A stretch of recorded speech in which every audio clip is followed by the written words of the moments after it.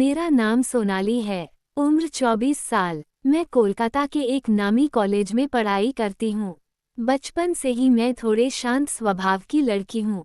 माता पिता गांव में रहते हैं, मैं शहर में एक किराए के मकान में रहकर पढ़ाई करती हूँ। पड़ोस के फ्लैट में मेरी सबसे करीबी सहेली मेघा रहती है। उसके साथ मेरा रिश्ता इतना गहरा है कि हम एक दूसरे से सब कुछ साझा करते हैं। मेघा का एक भाई है जिसका नाम अभय है। उम्र में वह मुझसे 3 साल बड़ा है। शुरुआत में मैं उसे ज्यादा तवज्जो नहीं देती थी, लेकिन उसकी आंखों की नज़र, बात करने का अंदाज और थोड़ा अलग बर्ताव मुझे अजीब तरह से असहज कर देता था।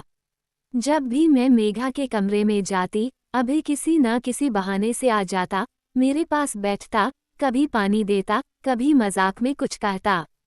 शुरुआत में मुझे लगा कि ये महज दोस्ताना व्यवहार है, लेकिन असल बात समझने में मुझे ज्यादा समय नहीं लगा।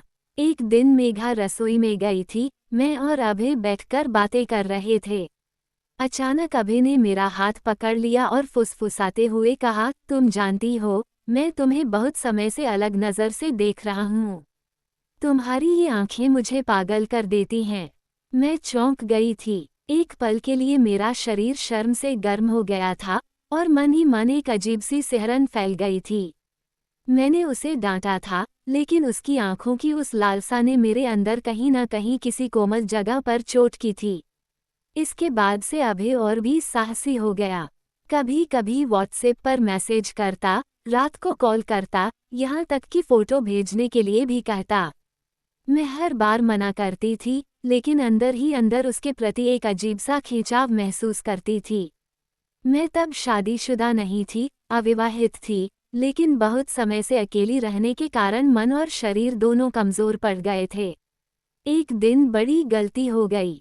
मेघा बाहर क्लास में थी, मैं उसके कमरे में किताब लेने गई थी। अभय तब अकेला था, उसने दरवाज़ा बंद कर दिया। पहले बातें हुई, फिर धीरे धीरे वह करीब आया। मैं डर रही थी, लेकिन उस डर के साथ साथ शरीर में एक अलग ही सिहरन हो रही थी। अभय ने मेरा हाथ पकड़कर मुझे पास खींच लिया। मैं कुछ कह नहीं पाई, बस चुपचाप आंखें बंद कर लीं।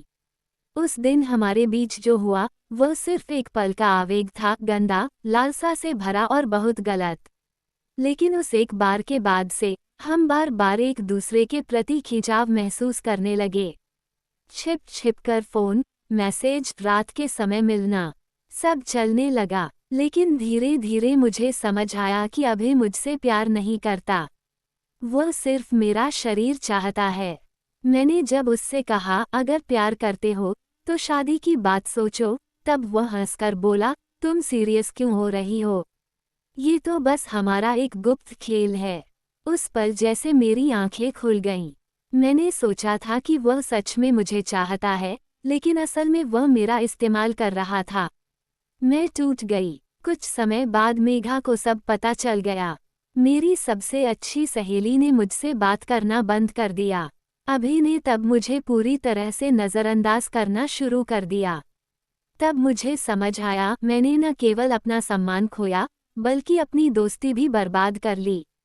मैं खुद अपनी नज़रों में गिर गई हूँ। आज मैं अकेली हूँ। मेघा के साथ वह रिश्ता फिर कभी नहीं जुड़ पाया। अभी मेरी जिंदगी में सिर्फ एक गलत अध्याय है। दोस्तों, इस कहानी से एक बड़ी सीख मिलती है, पल भर की कमजोरी कभी भी जीवन में स्थायी खुशी नहीं लाती। किसी से अगर सच में प्यार किया जाए, तो वह सम्मान के साथ, समाज के सामने खड़े होकर होना चाहिए। गुप्त रिश्ते हमेशा बर्बादी की ओर ले जाते हैं।